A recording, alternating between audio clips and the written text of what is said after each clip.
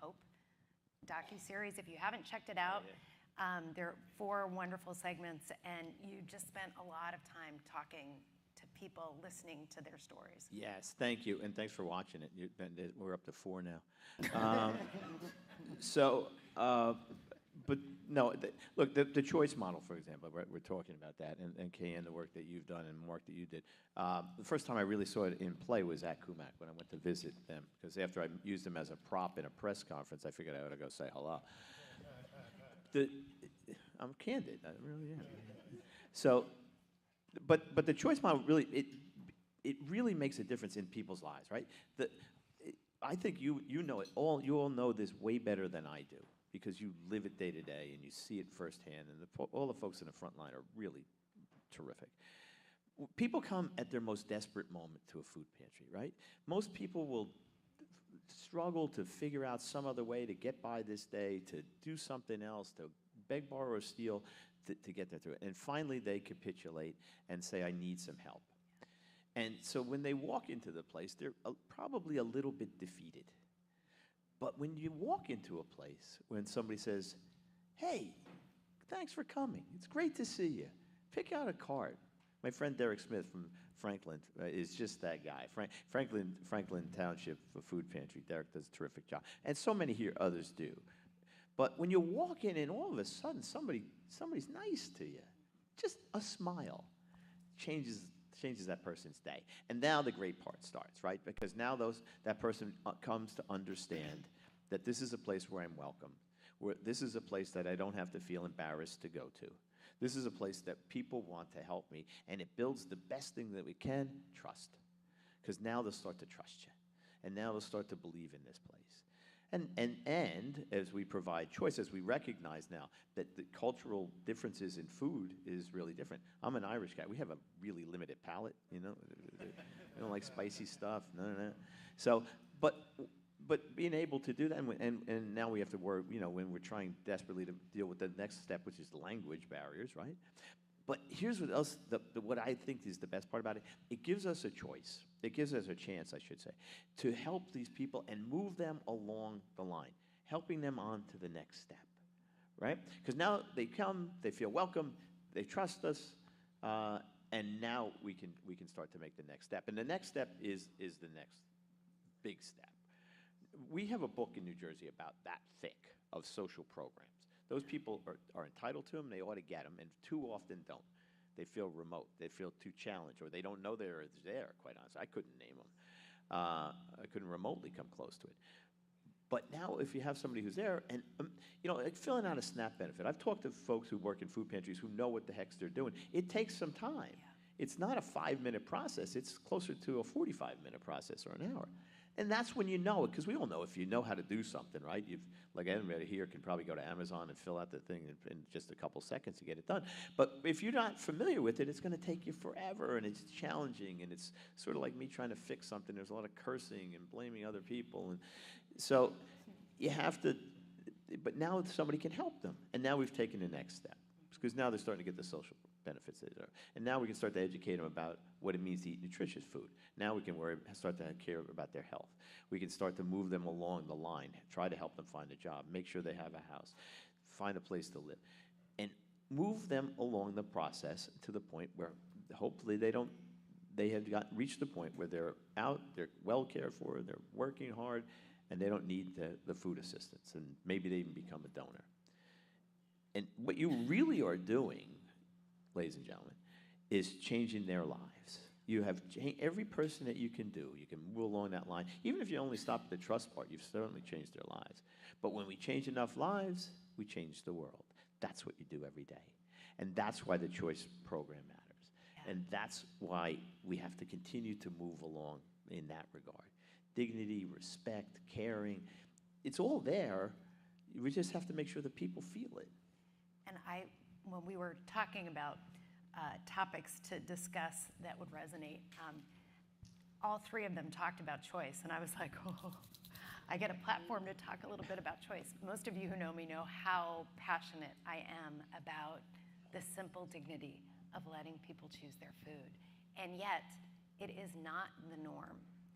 And part of our work at More Than Food Consulting and a lot of the work that we're doing nationally is to continue to emphasize that importance. And when we talk about moving from transactional to transformational, building those relationships, in order to engage and listen to people, it starts with that ability to give folks the ability to choose their own food. Just wondering if Kayan or Mark, do you want to just chime in a little bit about reducing the barrier and reducing the stigma of getting help by offering choice? I'll start, and then I'll hand it to Mark. But You can start, just keep going. okay, this time I will. But choice is more important than we think sometimes when you're in poverty, and we know that food insecurity is just one part of the larger issue. Your choice is often taken away. You have to settle for, accept what's given to you, or it's, if you do this, you'll get this. Imagine just giving you the ability to say, I get to choose what my family eats tonight. I get to choose what I cook tonight. I get to say I don't like beans and I don't have to take them. That's personal, but for those of us, your food might be different, and that's where the issue comes in. That's where the stigma starts to build. If we're not seeing the person as a person and an individual, they didn't stop being themselves because they ended up in poverty and they became food insecure. And what I've noted is we love to label populations, and helps us buffer a bit from the large issues. And we have the food insecure population, we have the homeless population, and we probably all fit in one of those populations. But what if we were just people, mom to mom, woman to woman? I like chicken, you like chicken. Here's a recipe. How would I like that served to me and serve it to you that way? And so choice is the biggest way. It's not just giving you a choice in what you eat. It's giving back the humanity. It's giving back the dignity. It's allowing them to walk out of that building with their head held high instead of in shame and trying to hide the fact and run and put the bags away that they got food from a food pantry. And it means so much more. And I'm going to speak to this from both front lines and from being that mom who had to go shop for my groceries and who also had the experience of just getting a bag and not wanting to be ungrateful. But half of the things in that bag, my children wouldn't eat. Or culturally, I didn't know how to make them. It also allows for one that further down the line, as you mentioned, if you give me dignity back and choice back in just what I eat, that goes with me to the next place I go to, the next social program I have to apply for, and it helps me to make those next decisions. It helps me to budget, because if you give me the food I can actually use, that money goes to a bill. And now I start to pay off debt, and now the cost of self-sufficiency is not so much, because you help me just a little bit down the road. So when you think of choice, it's not just pretty shelves, and what food did you put on those pretty shelves. It's much deeper than that. And others like me, we go out into the community and we say it. We say, when I went there, I was a person. When I went there, I got what I needed to feed my family. You should go there too. And we start advocating on a larger stage when we have it. And I am constantly saying we all should do it that way. And not just in food security, in everything. Yeah. Give people back choice. That's their humanity, the right to choose. And poverty takes it away too often and every day.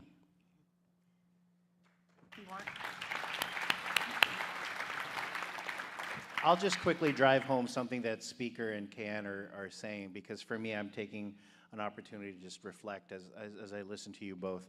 And you know, too often in this work we do it and we forget what the stakes really are, and we get so embroiled in the day-to-day and the operations. But Speaker's right. When people come to you all, they're at their lowest point, right? And the goal is to give back a little bit of that humanity, a little bit of that dignity, and how different it would be and what a game changer it would be if that was the norm for all of us. Every time we went into our offices, we said the goal today is to give back a little bit more humanity, a little bit more dignity. What a game changer that would be. Yeah, so that's part of an action step for all of you as you take home, like how can you incorporate just a little bit more dignity, a little bit more choice in the work that you do. just to pivot a little bit, we know there's such a strong connection between food insecurity and health. And in order to help build nutrition security here in New Jersey, we need to make healthier communities and make it easier for people to access and afford healthy, nutritious food. For Speaker Coughlin and for Mark, can you talk about some of the innovative programs that are taking place with local farmers, local agriculture to make it easier to connect with healthy food? I tend to talk a lot. So I think one of the greatest things, shout out to Center for Nutrition and Health Impact, Eric, who you'll hear from in a little bit, and Amy, who couldn't be with us today. When it comes to agriculture, ready, Secretary? Like, this is for you, man. One of the greatest projects that CNHI and Dr. Jenny were able to create, and we'll share this with you all, the idea of building dignity and building choice and building agency is actually very much tied to empowering our farmers and building our local agriculture, right? So that that healthy food actually gets to where it needs to go. And what's really cool here in New Jersey, I'll give you specifics. So I've had the chance with Frank Minch, who's here, and you know, we have some agricultural pilots going on where we've connected and introduced some of the local farmers to some of the frontline organizations, because we know that you guys collaborate and text each other and say, hey, how can we help each other, right? And then what I've learned from Frank and from the farmers is that the farmers are doing the exact same thing. They're also going, hey, how can we help each other? How can we text? How can we text? How can we help each other? So these pilots, what's been really great, I mean, it's very hard, right? And we're nowhere near as far as Frank and I wanted to go, but the goal is, if we know that the frontline organizations are texting and collaborating, and we know that the farmers are texting and collaborating and innovating, how can we put them together? Very quickly, the other partnership I do want to lift up, and Speaker will probably talk about it too, Landisville Co-op, working with Food Bank of South Jersey. You know, even before I met Felix Donato, everybody in ag was talking about how cool this partnership was. And when we actually went to see it, when Jade Bocelli and I and the governor's office went to learn more about it, you want to talk about innovation, Katie, it's one of our major food banks, literally giving agency and power to an agricultural aggregator to say, all right, what can you grow? What do you have? Here's what we want. Here's what we'll pay. We'll pay what makes sense for you. We'll work with you. And then if Felix says, hey, look, there was a storm, there was a flood, there wasn't enough water, Food Bank of South Jersey goes in and says, okay, let's pivot. What can we do, right? So it's not our farmers being beholden to a system. Rather, it's a system adapting to what our farmers are going through. And it's just, those are just two of the really cool models that I think about when I talk about local ag. Well, thank you. First of all, I want to acknowledge somebody. Katie, you referenced the video that we have done about going around and talking to people. The crew that put that together are here, so let's have a big round of applause for Justin and Rhonda and Chris. I made a silly joke about, actually a lot of people are watching it, and it's really terrific because they're really good at it. Look, what we have come to understand that farmers are a critical part of our state. I have had now the privilege of going out to farms throughout the state, which is really a nice way to spend the day, quite honestly, and call it work. But how important they are to our state, one of our biggest industries, but beyond that, how much of a partner they're willing to be.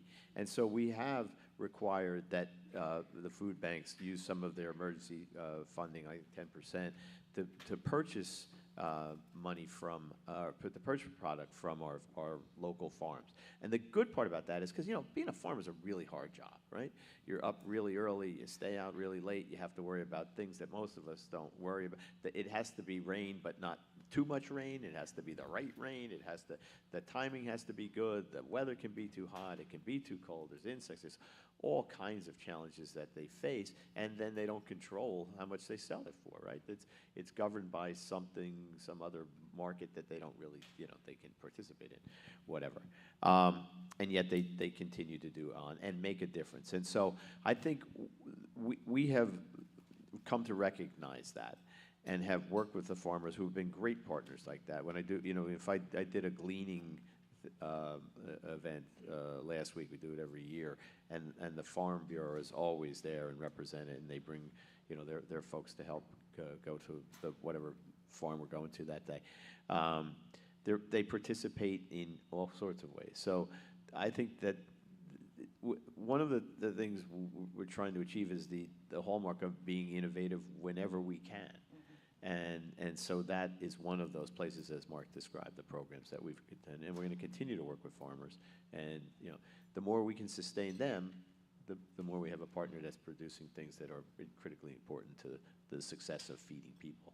That's awesome. When we think about food preferences, a big movement these days is thinking about culturally preferred foods. And I love that, because so often when we think about nutrition and health, the focus is on, we just need to teach people how to eat better food. And I encourage all of us to turn that around 180 degrees and say, you know, let's hear from folks of what are the foods that they want, and then let's educate our food donors and others of this is what folks are really looking for. We know that food insecurity is rooted in systemic inequities. And at the beginning of September every year, the U.S. Department of Agriculture puts out their national data on food insecurity prevalence rates. And year after year, we know that Black and Hispanic households are more than twice as likely to experience food insecurity as white households. And that's based on structural barriers and systemic inequalities. So I would love for each of you to reflect on, you know, what are ways that we can design our programs and our policies to address these root causes and the structural barriers that make it hard for people to get enough food. So I'll start. Go, Kay. And I apologize for being the person in the room that gets excited and passionate about trauma. But that's where it starts. I challenge that not just is trauma one of the root causes, but it is the main root cause of food insecurity and all the other circumstances that lead to food insecurity. And unfortunately, the same populations that are marginalized and constantly at a higher rate have faced the most trauma. And I think that's where it starts. We have to serve in a trauma-informed way. It is not an excuse. It is not a poor pity party. It is addressing a truth and a fact and starting from that place. It doesn't make you guilty, and it doesn't make that person lazy or less than. But if we address the trauma, then we start to address the actual systemic roots instead of this person is just hungry. Or we stop seeing the problems we expect to see. As a food pantry, we expect to see hungry individuals, right? If we are, you know, working in the homeless space, we expect to see homeless individuals. What if they were all the same person? And they usually are. So we have to go to that root, and then when we get to the root, we start addressing the actual barriers. What has happened that has allowed this person to not have the right access to resources, education, knowledge? And then when we start addressing that, we start getting there, and we start evening the race. Sadly, too many of us are starting behind the line, and none of us want that. I think we all agree everyone deserves safe, stable housing, food that they actually love and want to feed their family, and every other thing we can think of and every opportunity to grow. That's where it starts. It's the uncomfortable place to start, but it's where we must start. And the harder way to do the work, but the only right way to do the work.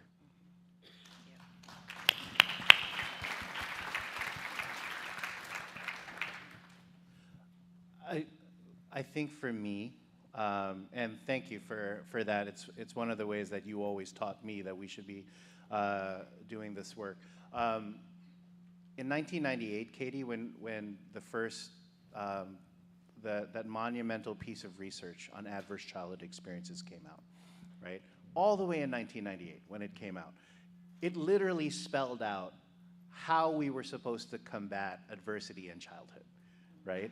It said the step one, you have to address like the immediate causes of trauma, right? Step two is you have to train people that are helping and seeing people that have been traumatized, you have to train them to spot the signs, right, on how to do that. And this is 1998 when we were talking about this. We had to address the immediate need that trauma had created. We then had to train our doctors, our food banks, our food pantries, our nurses, our researchers to spot the signs and recognize that this was about trauma. And then the third thing that we said all the way in 1998, we have to alleviate the burden of health on parents and caregivers, right? Alleviate the burden of health on parents and caregivers.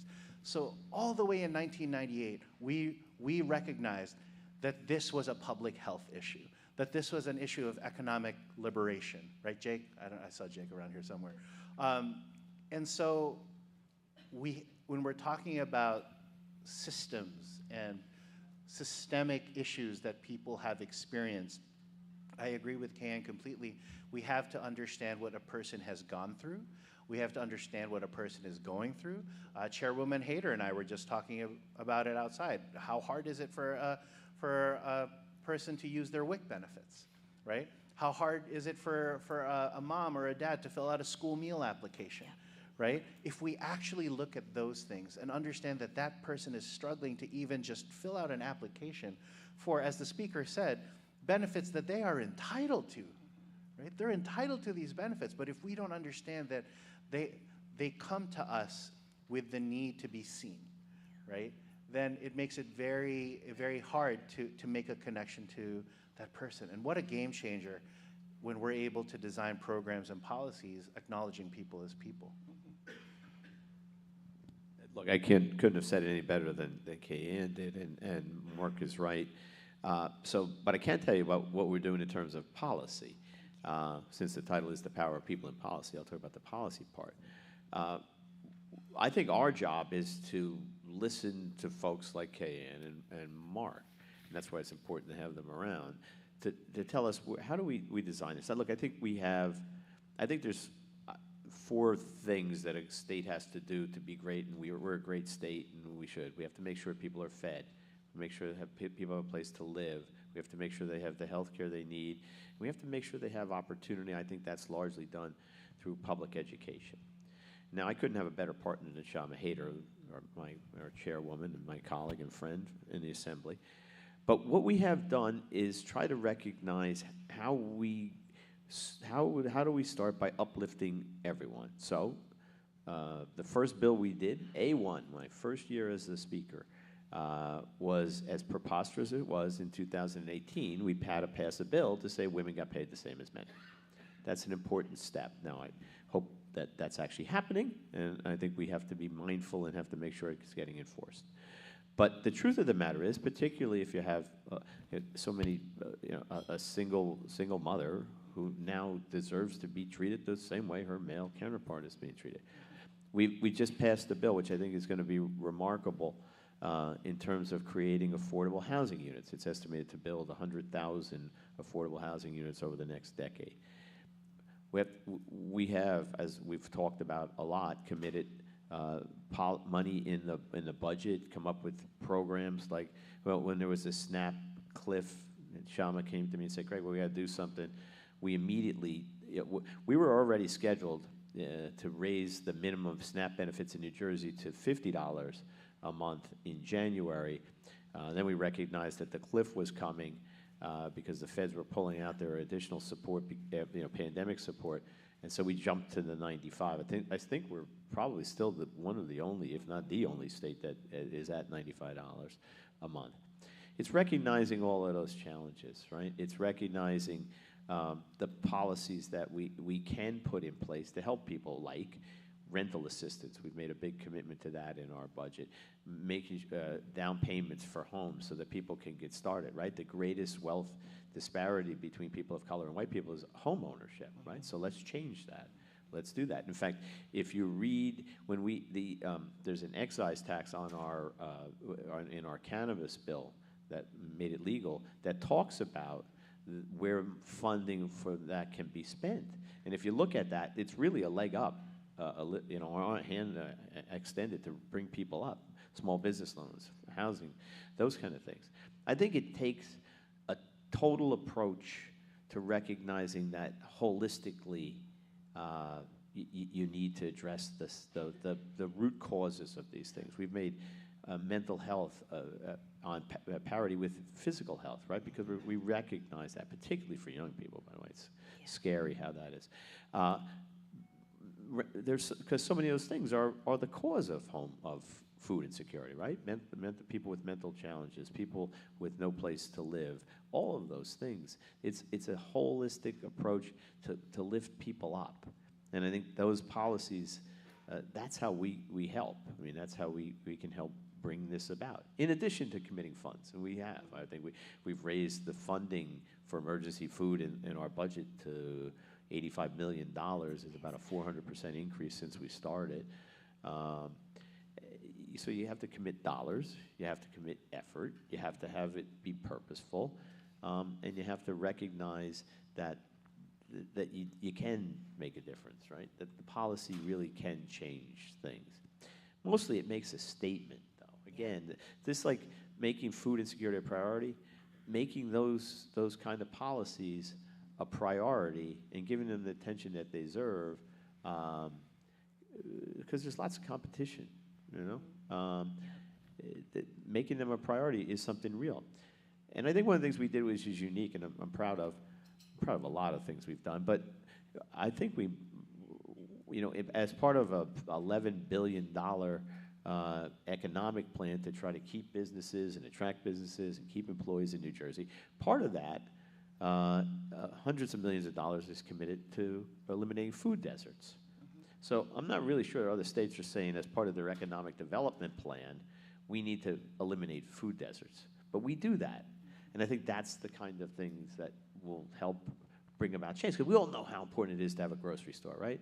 The convenience stores are okay, and the bodegas in some of the neighborhoods are okay, but they don't have the nutritious food that we need, and they're often too expensive, and they don't really help in the long run. So bringing including that, and it makes a statement to people. Hey, New Jersey really does care about addressing those social, systemic problems that we can change. It just takes a lot of hard work and commitment and leadership. So That's awesome. And we know those policies work. When COVID hit, so many people had their jobs, the rug cut out from them. The federal government and state governments stepped up like they should, and we cut the red tape, and we made it so much easier for folks to get by, and food insecurity rates actually were steady and declined in many ways. So these policies work, and the fact that you at the state are committing dollars to maintain those levels is huge. We also know during COVID, some of that, the stigma of who needs help lessened because so many people needed help. And my fear is that we're going back to that old mentality, as Kayan, as you mentioned, of just seeing folks as other, of the stereotypes that we have of who doesn't have enough food. And when we think about bridging this gap of people and policy, how might we engage folks with lived experience so they can share their stories and break down those stereotypes so that we realize it's any one of us? And I think that is part of the power of influencing policymakers, influencing power makers of, how do we influence folks to think differently about food insecurity? Anybody want to, how do we break down those barriers and engage folks with lived experience? Yeah, you're the person who should speak on this one. Thank you. It's so simple, and I promise you I'm not making light of it, but it's just the simplest thing. Take that picture out of your head of what a food insecure person looks like. I know before I was homeless, before I was food insecure, I had my own picture. And then I didn't look like it, because then we stopped trying to ask people to prove that they are, right? Take the picture out of your head and it's your neighbor, it's the grandma, it's the many people who are working and just can't make the ends meet. Take that picture out of your head and just go, it could, like Katie said, any one of us at any time is probably less than a paycheck away from not knowing what we're gonna eat, Take that picture out of your head and just say, you know what? How can I help you today? We know they're possibly food insecure, but how can I help you today allows them to say, this is what I need, this is how I need it, how can you help me? And that is the most empowering thing, that even at your lowest, somebody says what you have to say and how you choose to address that moment still matters. Hope that helped. And I said it's so simple, just to say hello, how can I help you? Without that picture in the back of your mind of what they should look like and how they should be acting and how they should respond to the help that you offer. That's a huge one.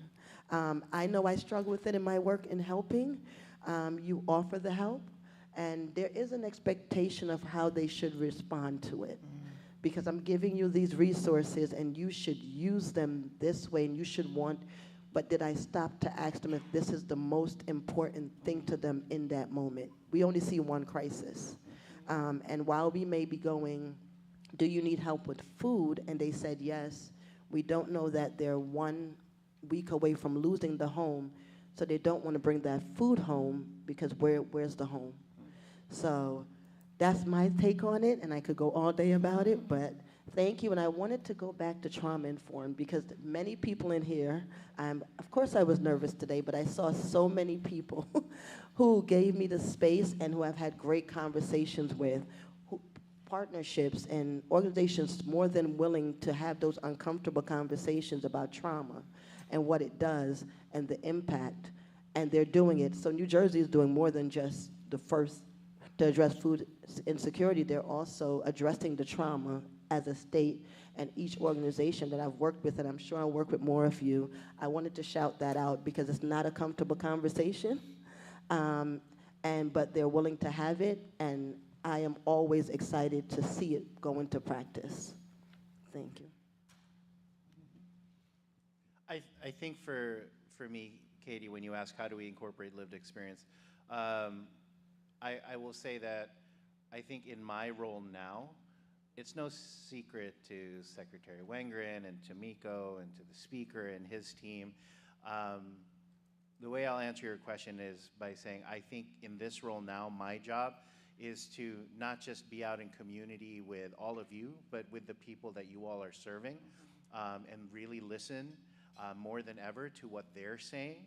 And so that when I go into meetings with you, speaker, and with the secretary, I can say, this is what people are saying, Yes. right? And I think it's a practice of listening and taking it in and not trying to like respond at the moment, like what you say, right? Like, oh, you should do that, but rather absorb it and really be that microphone in a place where sometimes people feel like they don't have a microphone, right? And that microphone is in Trenton now. I think that's one of the most powerful ways that I feel I can incorporate, you know, the voices of people with lived experience into the work that's happening. That's great. Anything you want to add on that? Yeah, a little bit. I mean, I think Kay-Ann hit it right on the head, and I think she's 100% right. I think, you know, we had 2 million unemployment claims in the state of New Jersey during the pandemic. It was a tsunami. And we all recognize that many, many, many families are just 1 or 2 paychecks away from being food insecure. And to your point, it happens in even the wealthiest of communities in this state. So let's not prejudge what the, you know, don't conjure up in your mind the notion of what somebody who's food insecure looks like. It's everyone. And I think identifying those people and building the trust that we talked about in the beginning will let those folks be a spokesperson. I think you can recruit people to go out and talk about it, right? Yeah. We can point to success stories like you. We can point to people who are those folks who started off as a recipient and now are donors. And I think if we do that, then we'll build the notion that this is real. It happens in every town. It really does.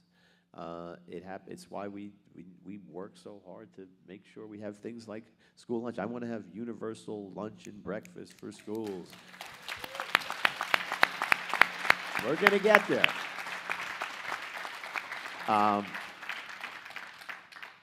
Because of the stigma that goes along with that, right? That's why.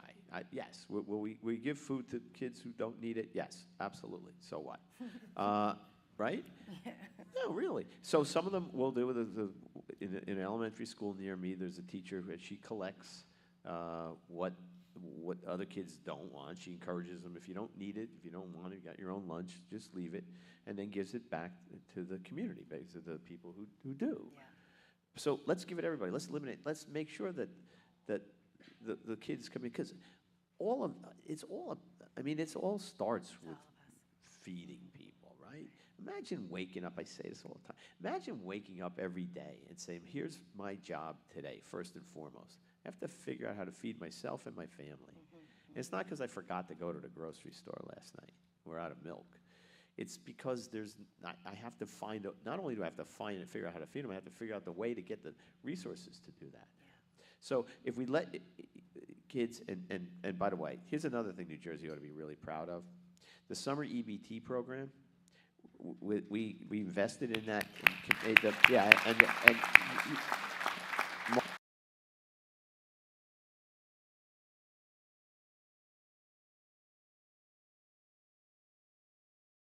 benefit in the state of New Jersey. It's 600,000 kids. That's awesome. And we're going to wrap up in a sec. Now, 12 states turned down the money. 12 states turned down the money because they were calling it welfare and they couldn't do it. And that was a political statement. Well, shame on them. I hope they can't sleep at night. That's right. That's right. Yeah. And maybe something else. Have a bad day. Anyway, so really, right? How do you look at some kid who's hungry and say, "Oh no, you have to"? We're not taking that money from the federal government. We'll send it here. We'll put it to good use. Anyway, we did, right? Because we invested in doing this. Anyway, the point was, how do we get people involved who become spokesmen? Because we have them come to believe that we're all pushing in the same direction and that they have a chance to make a difference by speaking up. Awesome. I know we're at time, and I just want to say the power of people. Look around the room. Look at the power and the energy here today. We have nonprofit organizations, we have local ag, we have policymakers, philanthropy, researchers, students. I'm just going to give one quick shout out. Another thing you should all be super proud of in New Jersey is that Chris Costanzo from Food Bank News is here. And if you don't know, it's an amazing organization. And if you haven't signed up, Chris does this amazing, just raise your hand, Chris, so people can note every cup.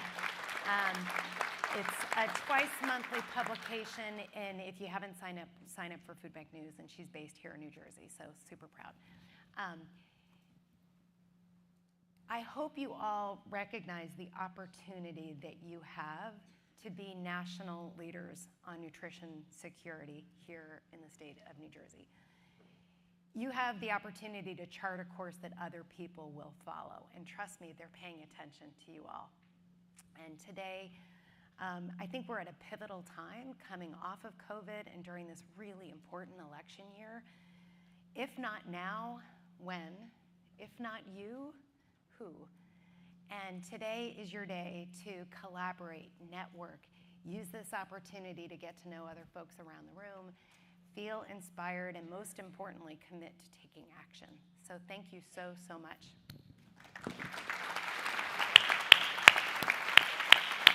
Thank you. Let's give another round of applause to Katie Martin, Speaker Craig Coughlin, and Ms. Kay-Ann Foster.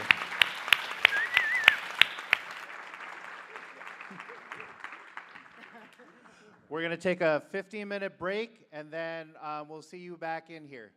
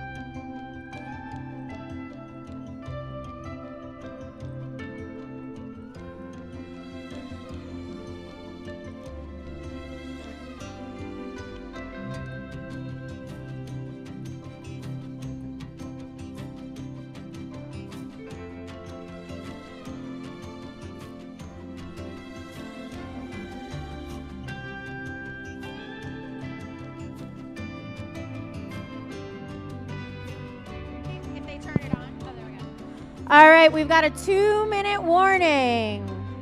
Grab your coffees, have a seat.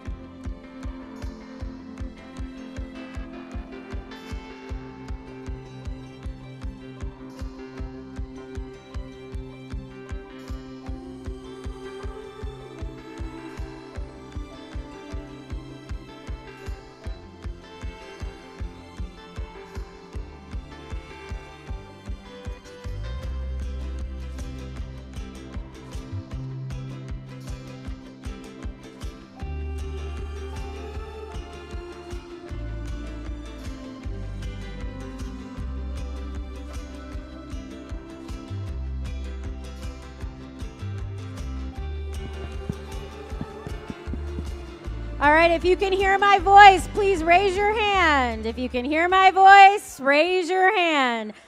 Keep your hand raised and have a seat where you were sitting before. Hi, Jordan.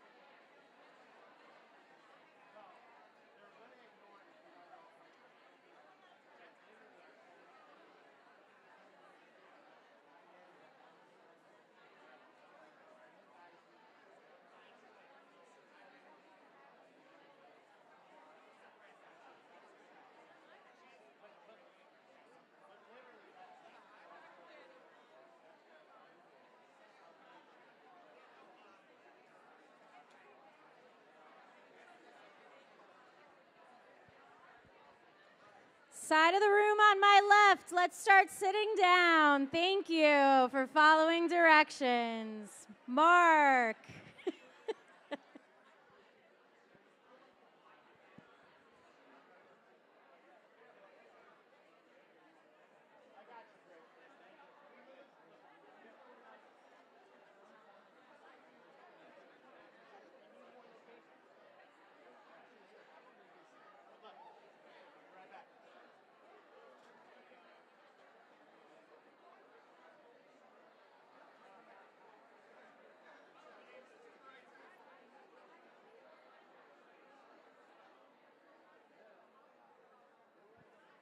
down. Sit.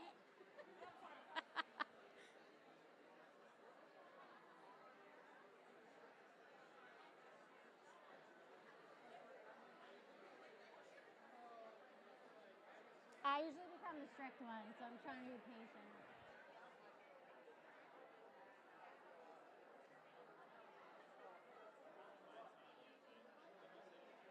Okay. Okay. If not, I'll run back.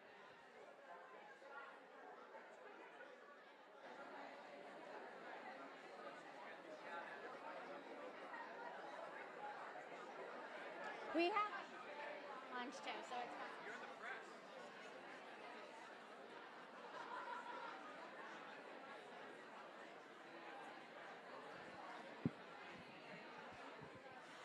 All right, I'm going to start counting now. 10, 9, 8, 7, 6, 5, 4, 3, 2.5, 2. Oh, this worked much better, Eric. 2, 1. Mark is the one that's late. I'm the one that's on time, so. All right. Hi, everyone. Good morning. I see many friendly faces and partners and friends out there, but if you do not know me, I'm Dr. Jenny Schrum. I'm the Research and Evaluation Manager for the Office of the Food Security Advocate. Thank you. Thank you. So I am very, very excited about our second session. Since the day I started at the office, Mark tasked me with what's the framework we're going to follow? How are we defining food security beyond just one sentence? How do we measure it? How do we think about all the amazing work that you all do? And what we adopted very formally, and many of you have also now shared adopting this, is the 6 dimensions of food security. So raise your hand if you know the 6 dimensions, if you learned this year, if you love them, me too. If you know me, you know I don't shut up about them. So we're very excited to have Dr. Eric Callaway here from the Center for Nutrition and Health Impact. Eric has led the charge when it comes to talking about the dimensions and how to measure them. And fortuitously, when we started working together, we said, did you see there's 2 new dimensions emerging in the literature? How exciting. Let's explore this together.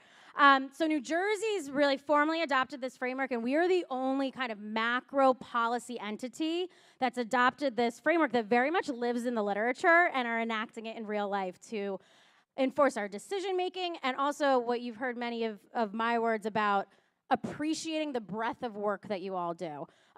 As you all know, it gets very easy to silo the types of work we do when it comes to food security because it's such a spectrum. And the framework really unites all of your efforts into one conversation and appreciates it all together. So it's not one person's responsibility to resolve food insecurity. If we lean on each other's strengths, resources, it really paints the full picture. So Eric is going to do a fantastic overview beyond what you all have seen me do. And what I want you to do while he's talking is, 1, think about where your work fits into the dimensions, because I promise you anything you're doing is within it.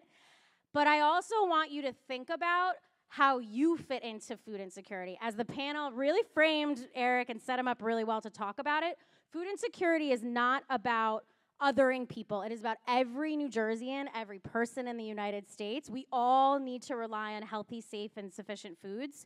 And it's important to talk about the issue that way to start decreasing the stigma, which we know is very prevalent. This is an issue that touches everybody, and we need to acknowledge it that way. So please give a huge round of applause for Dr. Eric Callaway. Thank you, thank you. Thanks, all right. Okay, it's working. Sweet. Well, thanks, everyone. Thanks for being here, and thanks for having me. I'm going to talk today about food security in New Jersey, the 6 dimensions of food security, like Ginny mentioned, and then some early findings from a study we're doing with Mark and Ginny around 2 emerging pillars. And I realize I'm standing between you guys and lunch, so we will stay on time, I promise. And Rosemary and I are going to be sort of coordinating moving slides, so yeah, you're perfect. So first, why is food security important? If you want to switch slides. Here's a definition of food security. And, basically means households able to meet their food needs comfortably and in a way that's acceptable to them. And the main thing to take away here from this slide is that there are many facets to food security, and they sort of give rise to these 6 dimensions that Jenny was talking about. So this kind of shows how those 6 dimensions tie into the definition of food security. And we'll talk more about those dimensions in some later slides, but that's those listed there on the left. If you want to go to the next slide. All right, so just first, why is food security important? It's important for a number of reasons. The panel gave just a great overview, and I know you guys know this already, but food insecurity or not being food secure is a key driver of our deadliest chronic conditions like heart disease and diabetes. And some of the main mechanisms are food insecurity leads to increased systemic inflammation, leads to compensatory behaviors like foregoing medication so you can afford food, and leads to compromises in dietary quality. If you want to go to the next slide. So in New Jersey, about 800,000 people are facing food insecurity. And as the panel mentioned earlier, and as you guys all know, many more are just one setback away from also being food insecure themselves. High cost of living and long distances to grocery stores are some of the key drivers in New Jersey for food insecurity, in addition to other socioeconomic issues that compound these problems. And so what are the conditions needed for food security to be established in a population? We'll go back to those 6 dimensions in the next slide. So here are those 6 dimensions. And if you want to just click next, we'll just kind of highlight these 4 here. So these 4 have been around for a bit. These are kind of the traditional 4 dimensions, or you may have heard them called 4 pillars of food security. Since kind of the aftermath of World War II all the way through the 1990s, our understanding of the food insecurity experience has evolved, and we've kind of established these 4 pillars here, or dimensions. So availability just means food needs to be physically present in the environment. And then accessibility kind of takes it one step further. So not just does that food need to be there, people need to have financial and physical access to that food. And then kind of one step further with utilization, not only having access, but people need to be able to turn that food into a healthy meal. And then stability just refers to kind of how food security status can change over time for households. And then if you go to the next slide, these 2 are emerging pillars. These are kind of emerging concepts as our understanding of the food security experience has evolved. Sustainability refers to the ability of the food system to continue to provide food for future generations. Then agency refers to households' ability to act on their own food decisions. So these 2 dimensions were the focus of our research study with Mark and Jenny. And it's really the first study looking at how to conceptualize agency and sustainability in the U.S. And before we kind of get into those study findings, I want to just move to cover some things New Jersey is doing across those 6 dimensions right now, just so you can kind of get a sense of how your work might fit into these dimensions and other kind of similar projects. So these will really be examples of the types of actions that can be done to address these issues. Definitely not an exhaustive list by any means, but here's some efforts that are helping to address availability and physical access to food. So the Food Desert Relief Program helps get grocery stores into areas that don't have them. And then the Retail Innovation and Delivery Grant helps to fund innovative grocery delivery models to get food into communities that have low access to grocery stores. And then on the next slide are some programs that address financial access, utilization, and stability. So SNAP is, federal nutrition program, a really key one that many households rely on, and New Jersey was the first state to raise the SNAP minimum to $95 using state funds to supplement the federal funds. New Jersey also provides benefits to families with school-age children who rely on the free and reduced lunch program during the school year. They don't have that during the summer, so this helps them during the summer. And then SNAP-Ed funds programs across New Jersey that teach healthy, budget-friendly cooking skills. And then also sustainability and agency, the two emerging dimensions. So for example, there are gleaning programs that get produce that can't be sold, maybe because it doesn't quite look like it should, but it's still perfectly fine, to families in need. And then choice pantry models where people can select their food sort of like a market rather than getting a pre-packaged box that may or may not meet their family's needs. So those 6 dimensions are all really huge issues, and none of these programs alone are going to solve those, but these are kind of examples of things that can be coordinated and scaled to help New Jersey families in need, and using the 6 dimensions as a framework for thinking about different ways to help. So if we go to the next slide, I'll get into some of early findings from our study of agency and sustainability in New Jersey. We're still kind of in the early stages, but I think we have some interesting stuff to share for today. So here's the 2 official definitions of agency and sustainability as they relate to food security. These terms have different meanings in other fields, but in food security, this is how they're defined. And just some key things to point out here are that, agency really has 2 parts to it. So it's people's ability to make their own food choices, and that we're just calling food choice agency. Then also people's ability to influence the food system around them, and so we're just calling that civic engagement agency, at least for the reports we're doing. And then the other thing is sometimes people confuse sustainability and the stability dimension because they're kind of a little bit similar. So stability is more about at the household level and their changes in food security over time, and usually shorter time frames, whereas sustainability is more about the food system as a whole and more longer time frames like generations. So first, why are these things important? So, building agency means that you're building people's dignity. That was talked about a lot during the panel earlier. You're also enabling responsive policy making, so responsive to people's actual needs and getting input from the communities actually facing those issues, and also enabling people to make healthy choices. So, people really want to make healthy choices, but they're not able to due to a variety of reasons. And so here's a quote. This is from a different project, and it's a different state, and it was a few years ago. But this kind of always really stuck with me. So this is a grandmother in Tennessee who lives in subsidized housing.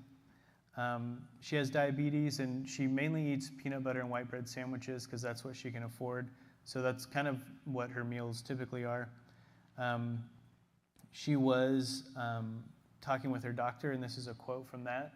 So she says, the doctor's talking to her about diabetes, and she said, the doctor's telling her, eat more protein, less carbohydrates. And she's thinking in her head, that's nice, I can't do it, but it's nice. They don't really understand. I don't have control over a lot. So I think, that quote really helps kind of explain this link between agency and health. And then just the last thing on that slide, and that's fine, you can just keep it here, just the importance of sustainability. Also, I wanted to touch on that's kind of a little bit more intuitive for a lot of people, but what's important about sustainability, of course, is that we can keep getting food to people and that we can maintain the livelihoods that are provided by the food system. So for this research project, we set out to understand agency and sustainability in New Jersey, and the whole point was so that we could inform policy actions and future measurement activities. We talked to 55 people, including a bunch of people who are experiencing food insecurity in different areas across the state. We also talked to a bunch of people who represented either anti-hunger organizations, food security organizations, or were in the food system in other ways, farmers, people in retail, people in food manufacturing. And so we analyzed the interview data, and then we have some themes we can talk about today. And yeah. So if we want to go to the next slide, just first we'll talk about agency. And then, so here are some quotes just to kind of give you a flavor of some of the things that we heard from people. So just kind of starting from the top, so the top quote is really talking about how a lot of people are reliant on the food that's available at the food pantry. And so when they are able to go to the food pantry, the food that is there, those are the choices they have. So that's kind of one limiter of choice. The next quote, as you might expect, sorry. We didn't practice this.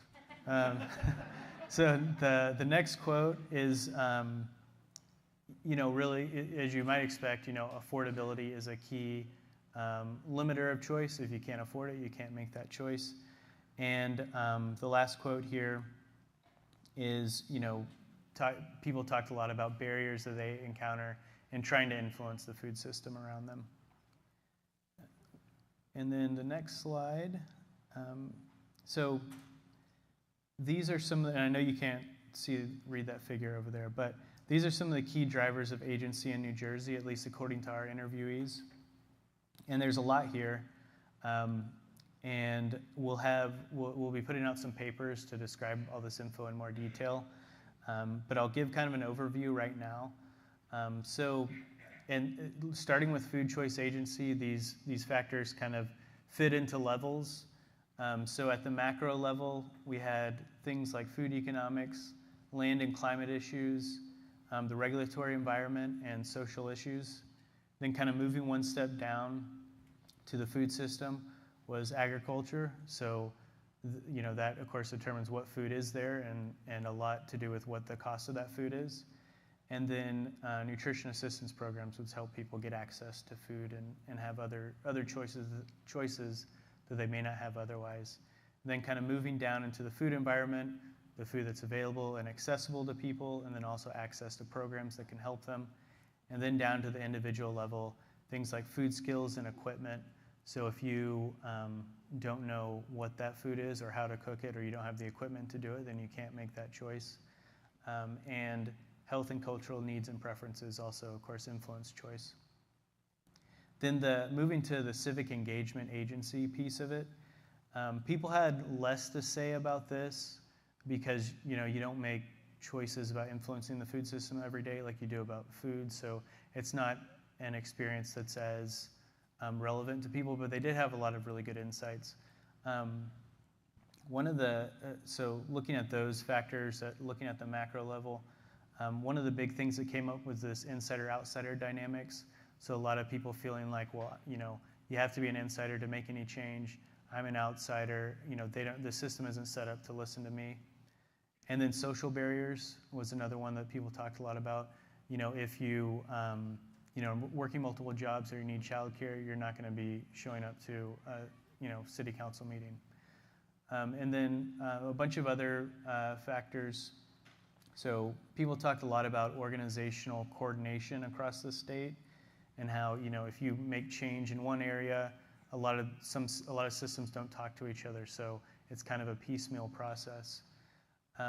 We heard also a lot about organizational capacity to do community engagement was needed.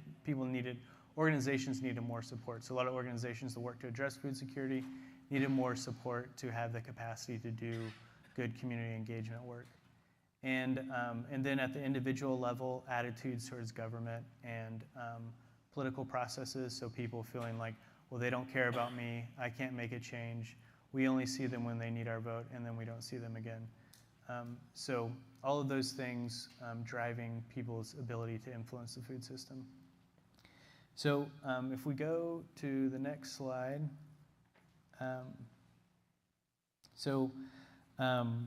Wanting to kind of move into what are some actions that can be taken.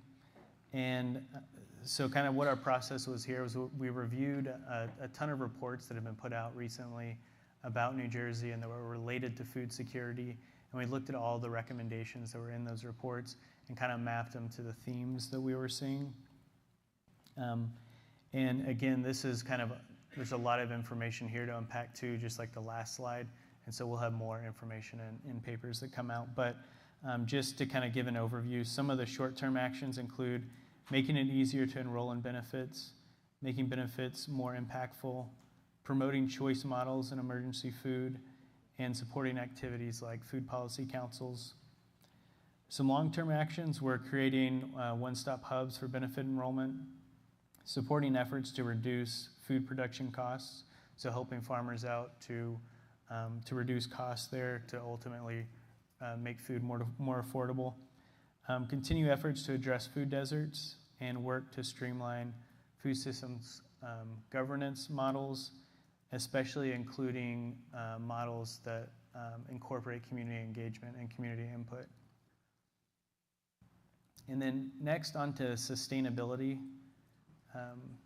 And so here's some quotes that we heard around sustainability. So just sort of starting from the kind of brownish one on the left, these quotes describe issues like food waste. That came up a lot of talk about food waste. The red quote is really around kind of difficulties bringing up the next generation of farmers. And the blue quote, need for building and sustaining market demand for local foods. So these weren't the only themes, but just some quotes that really helped explain some of those themes well. And if you go to the next slide, please. Again, some key drivers here of sustainability in New Jersey, according to our interviewees anyway. So the first kind of grouping was about the need to consider demographic trends and demographic changes.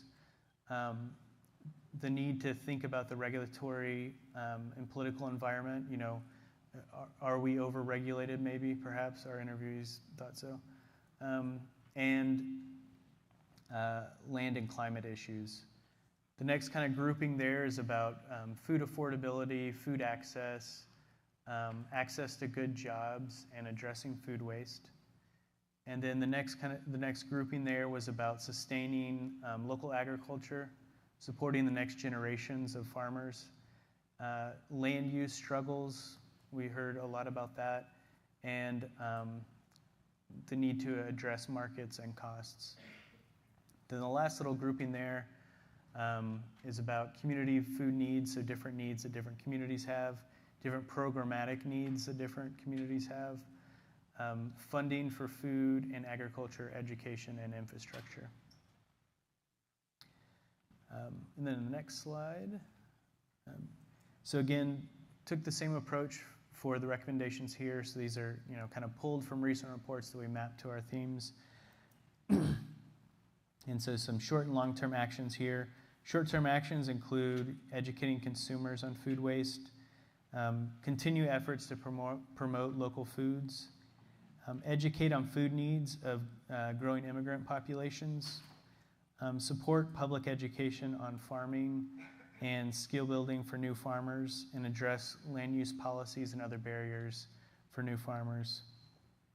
And then some long-term actions were include funding, infrastructure, and coordination around food waste, subsidize and build profitable supply chains for institutional and commercial buyers of local foods, fund climate mitigation infrastructure for farmers, and include climate change adaptation policies and plans in state and local planning, and investigate the need for increased New Jersey food processing and distribution capacity. And then the next slide, we'll just get into kind of some next steps for us with this research and this work with the Office of the Food Security Advocate. So we're wrapping up this first year's work, which again intended to inform action planning and future measurement efforts. And then we'll have some publications out, like I mentioned, where you'll get all the details of some of the stuff I had to kind of just skim over there. And then in this upcoming phase of the work, we're going to be focusing on measuring across the 6 dimensions and across New Jersey, really with the goal of informing, you know, what are the issues and where, and also kind of setting a benchmark from which we can measure future progress across these issues. And that's all for me. Thank you very much.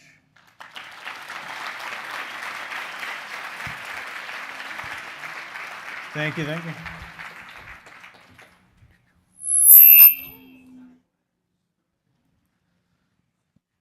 Good? Yeah. Hi.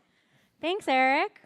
So I hope you all appreciate how much New Jersey's voice is part of this emerging concept of food insecurity. It's quite an honor to be working with the Institute and thinking about how we measure this and how we inform kind of macro policy perspectives and all of your work.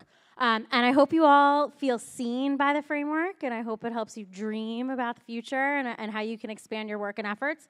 So I know everyone wants to go to lunch. So we're going to break for lunch, and we're going to go till about 1:20 for lunch, but two exciting things. Katie Martin is going to be doing a book signing at 12:30. So if you brought your book, go get it signed. I got mine signed last year.